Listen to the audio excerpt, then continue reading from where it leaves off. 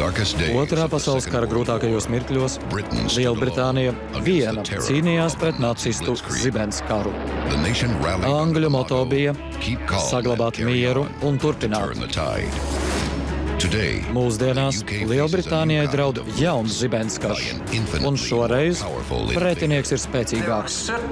Lielbritānijā NLO ir redzēti neskaitāmas reizes. No 1950. gadiem līdz Lielbritānijas valdības NLO projekta noslēgumam tika izmeklēts ap 12,000 NLO parādīšanās gadījumu. Tomēr šokējošākie fakti ir palikuši noslēpumā līdz šim brīdim. 2008. gada maijā tika uzsākts Britu valdības NLO failu atklāšanas projekts. Daži no šiem dokumentiem ir ievērojami pabojāti. Vai Lielbritānijai draud citplanētiešu iebrukums? Vai valdība zina vairāk nekā atklāja? Pievienojieties, jo atklāsim slepenos Britu X-failus. Globālā cīņa ir sākusies. Slepenās lietas, kas gadu desmitiem ir slēptas no sabiedrības par NLO liecībām, tagad ir pieejamas publiski. Mēs atklāsim patiesību, ko slēpj šie slepenie dokumenti. Uzziniet, ko valdība vēlas slēpt no jums. Slepenās lietas, citplanētieši, atklājot lielāko noslēpumu uz planētas Zeme. Aberdeenshire, Skotija, 2012. gads. Dziļa nakts Skotijas zemienē. Ričiju ģimeni pamodina spoža gaisma debesīs. Paskatoties pa logu, viņi virs saviem īpašumiem ierauga apaļu objektu. Tā tas lidinās 4 stundas. Ģimene uzņem video pierādījumus, pirms šis objekts paspēja aizlidot. Amatpersonas apgalvo, ka viņi nevar zināt, kāds lidaparāts tajā brīdī tur ir bijis. Bet kā viena no pasaulē labākajām gaisa satiksmes iestādēm var teikt, ka nezina, kas ir viņu gaisa telpā? Daži eksperti uzskata, ka Riči ir redzējuši pēdējo no daudzajiem valdības noslēpumiem. Cilvēki jau sen nojauta, ka aizsardzības ministrijas zina daudz vairāk par NLO nekā atklāja sabiedrībai. 2008. gadā Lielbritānijas valdība sāka atklāt sabiedrībai vairāk nekā 50 gadus senus NLO failus. Tur bija simtiem failu, kuros bija dokumenti 10 000 lapu garumā. Kad valdība apgalvo, ka atklāja informāciju par NLO, cilvēkiem ir jābūt ļoti vērīgiem. Ja kaut viens no šiem gadījumiem izrādās patiesība, mūsu pasaule var mainīties uz visiem laikiem. Slepenā lieta - Britu X-faili. Tangmēra, Rietum Saseksa, 1950. gada jūnijas. RAF pilots veic treniņus, kad viņa lidmašīnai garām aizlido spožs, rotējošs diskveida objekts. Tas ir viens no NLO pamanīšanas gadījumiem, par kuru ziņots Karaliskajiem gaisa spēkiem un Karaliskajai aviācijas bāzei. Pierādījumu kļūst pārāk daudz, lai valdība varētu tos ignorēt. Viņu sāk slepenu izmeklēšanu, ko veids lidojošo šķīvīšu darba grupa. Šķiet, Lielbritānija NLO jautājumu uztver ļoti nopietni. Bet, kad pēc gada tiek atklāti pētījumu rezultāti, visas liecības ir zudušas. Lidojošo šķīvīšu darba grupa secināja, ka liecībās nav nekā, kas būtu valdības laika un resursu vērts. Neskatoties uz secinājumiem, šie atklājumi netika publiskoti. Kāpēc valdība slēpa ziņojumu, kas sabiedrībai sniegtu mierinājumu? Kāds viņiem bija labums no cilvēku maldināšanas? Topklifā, Ziemeļjorkšīra, 1952. gada septembris. Notiek NATO treniņi, kuros tiek atveidots padomju uzbrukums, kad radars uztver negaidītu signālu. Mācību dalībnieki ziņo par spožu, ātru NLO, kas spēj ātri mainīt virzienu. RAF lidmašīnas cenšas tam sekot, bet nespēja identificēt noslēpumaino objektu. Čērčila valdība nolēma rīkoties. 1953. gadā Gaisa ministrijai tiek dots uzdevums izmeklēt NLO gadījumus. Tiek izveidota jauna NLO gadījumu telefona līnija. Tomēr, kā rakstīts kādā atslepenotā vēstulē, darbiniekiem tiek norādīts būt laipni neizpalīdzīgiem. Gaisa ministrija turpina šo šarādi, līdz 1964. gadā to pārņem aizsardzības ministrija. Tai ir cits redzējums. Tā NLO gadījumus uzskata par tiešu un pastāvošu Lielbritānijas nacionālās drošības apdraudējumu un gatavojas uzsākt slepenu izmeklēšanu. Tās atklājumi tiek publiskoti tikai tagad, pēc 60 gadiem. Jūs skatāties slepenās lietas citplanētieši, atklājot lielāko noslēpumu uz planētas Zeme. Jūs skatāties slepenās lietas citplanētieši. 1950. un 60. gados Lielbritānija piedzīvoja nebijušu NLO parādīšanās gadījumu vilni. Visvairāk to bija 1966. un 1967. gadā, kad pasauli uztrauca psihedēliskas vīzijas, Amerikas kosmosa programma un karš Vietnamā. Šajā laikā valdības NLO telefonlīnijā tika fiksēti gandrīz 400 ziņojumi. Debates par citplanētiešiem sasniedza parlamentu, sasmīdinot skeptiķus. Viena no ministrijām šo jautājumu uztvēra ļoti nopietni. Aizsardzības ministrija bija izveidojusi zinātnieku komandu DI-55, lai izmeklētu NLO gadījumus. Tā bija tik slepena, ka sabiedrība par tās eksistenci uzzināja tikai 1990. gados. Aizsardzības ministrija bija nolēmusi neko neteikt. Tā ir ļoti noslēpumaina organizācija. Valdībā ir tikai daži departamenti, kas ir noslēpumaināki par aizsardzības ministriju. Šāda iezīme turpinājās arī 1970. un sasniedza kulmināciju visslavenākajā NLO incidentā Lielbritānijas vēsturē. Slepenā lieta - Rendlšemas meža incidents. Rendlšemas mežs. Safolka 1980. gada decembris. Divi amerikāņu lidotāji, kuri apmetās Vudbridžā, apgalvo, ka sākotnēji domājuši, ka avarējusi lidmašīna. Džons Barrows un Džims Penistons kopā ar kādu militāru personu lūguši atļauju doties mežā, lai apskatītu lidmašīnas avārijas vietu. Kad Barrows un Penistons tai pietuvojās, viņi pamanīja nevis lidmašīnu, bet NLO. Incidents, kas noticis nevis vienas, bet divu RAF aviobāzu tuvumā, bija iebrukums apsargātā gaisa telpā. Un tas nebija pēdējais. Nākamajā naktī bāzē notika saviesīgs vakars, kurā kāds jauns lidotājs pienāca pie bāzes komandiera Čārlza Holta un teica: "Sir, tas ir atgriezies." Holts bija skeptisks, tomēr devās uz notikuma vietu ar magnetofonu un Geigeru skaitītāju. Mēs devāmies uz avārijas vietu. Izskatās, ka te ir kaut kas sprādzis. Viņš ieguva vērā ņemamus radiācijas mērījumus. Ierīce fiksēja pulsu. Pēkšņi viņš pamanīja tuvumā noslēpumainas gaismas. Pagaidi lēnāk. Kur? Tieši priekšā. Starp kokiem. Atkal uzspīdēja. Holts aizelsies, aprakstīja redzēto. Redzu divus objektus. Pusmēnes formas. Virs tām ir krāsainas gaismas. Tagad redzam staru, kas nāk no zemes. Es noklausījos šo ierakstu. Pulkveris Holts skaidri apraksta, kā viņš un viņam pakļautie tālumā redzējuši NLO un tad pamanījuši, ka tas tuvojas. Tas tuvojas. Tas noteikti tuvojas. Rendlšemas meža incidents ir neapstrīdamākais un intriģējošākais NLO gadījums Lielbritānijā.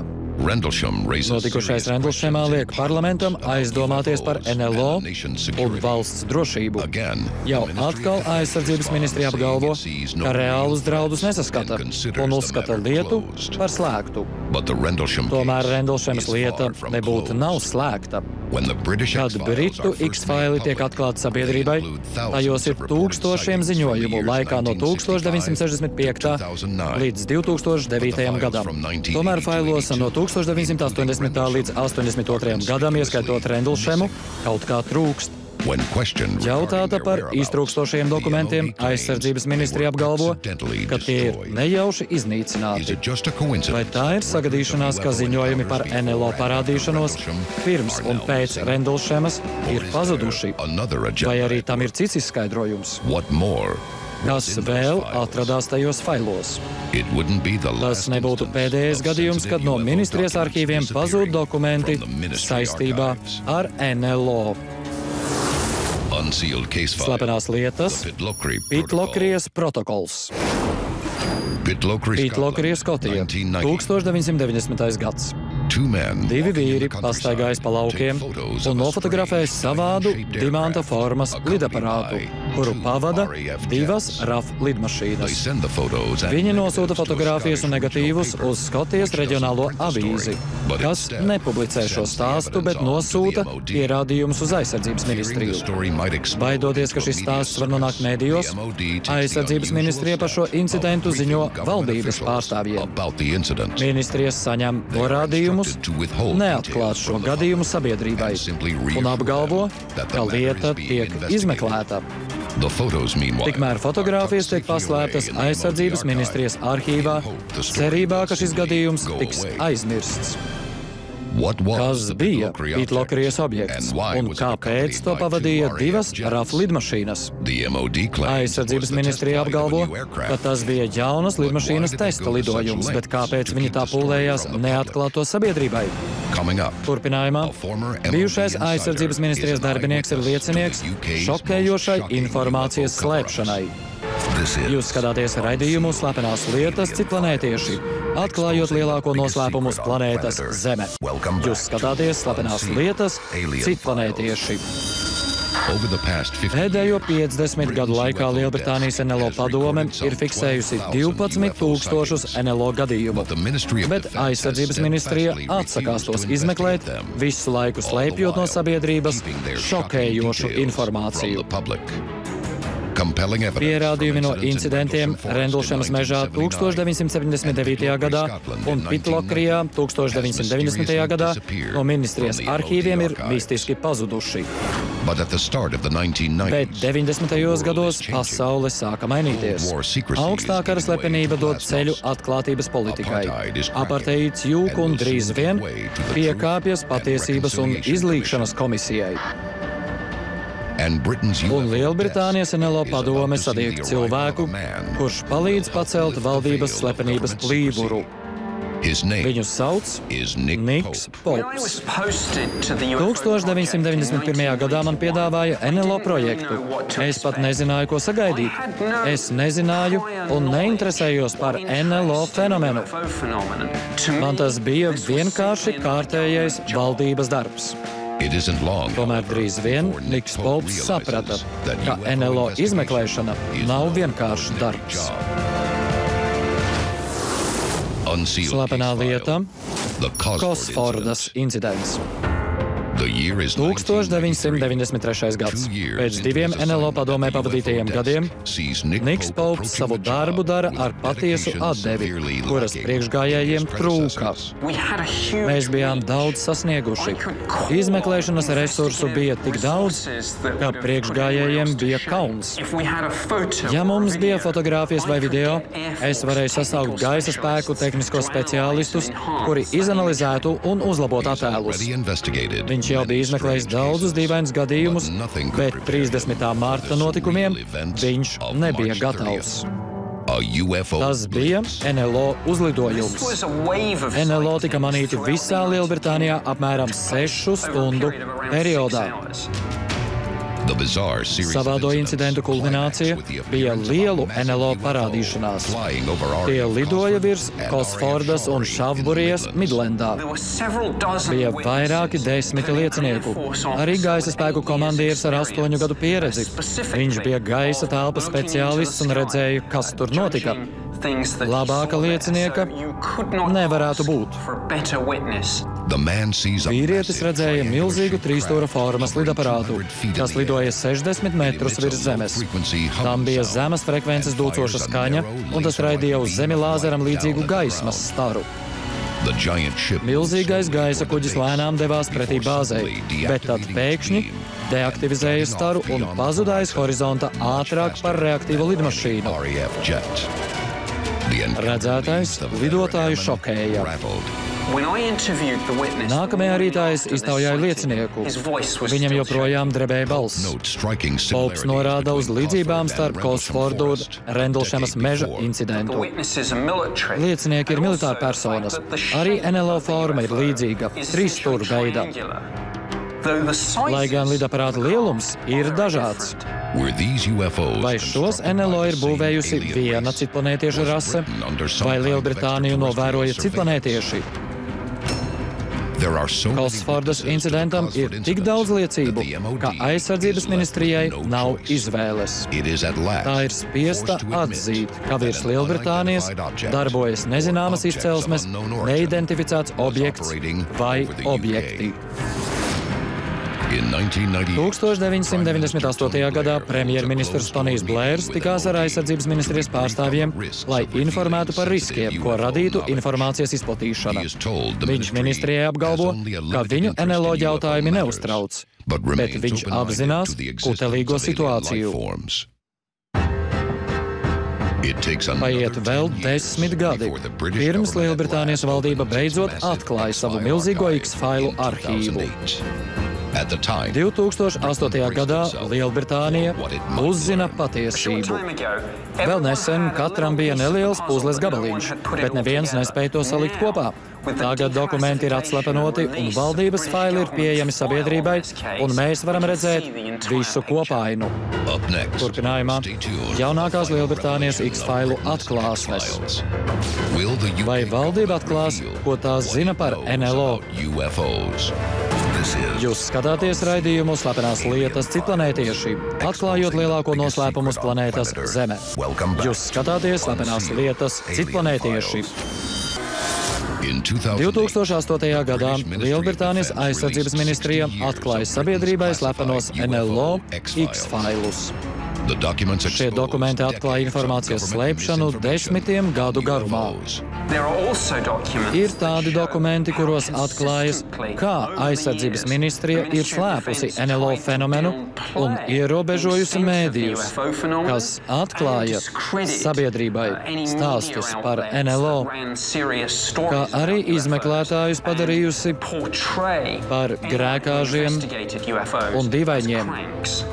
Lielbritānijas slepenajiem failiem ir kas kopīgs. Tas izpaudās arī Rendlšemas meža incidentā. Klīst baumas, ka Vudbridžā ir kodolieroči. NLO interesē mūsu raķetes, kodolieroču programma, militārās bāzes. 2009. gadā Lielbritānijas valdība negaidīti slēdza NLO telefonu līniju. Ļaudīm nebija, kur vērsties. Lūdzu, ņemiet vērā, ka aizsardzības ministrija vairs nereģistrē, neatbild un neizmeklē NLO gadījumus. Tāpēc šajā numurā vairs nevar atstāt ziņas. Sīkāki norādījumi ir pieejami mūsu mājaslapā. Pēc līnijas slēgšanas NLO gadījumu skaits Lielbritānijā 3-kāršojās. Militāra personām ir tāds teiciens: trenējies smagi, cīnies viegli. Ir jābūt plānam citplanētiešu iebrukuma gadījumam. Galvenais jautājums ir aizsardzība. Vai citplanētieši var uzbrukt? Un ko Lielbritānija var iesākt? Jūs skatījāties Slepenās lietas citplanētieši, atklājot lielāko noslēpumu uz planētas Zeme.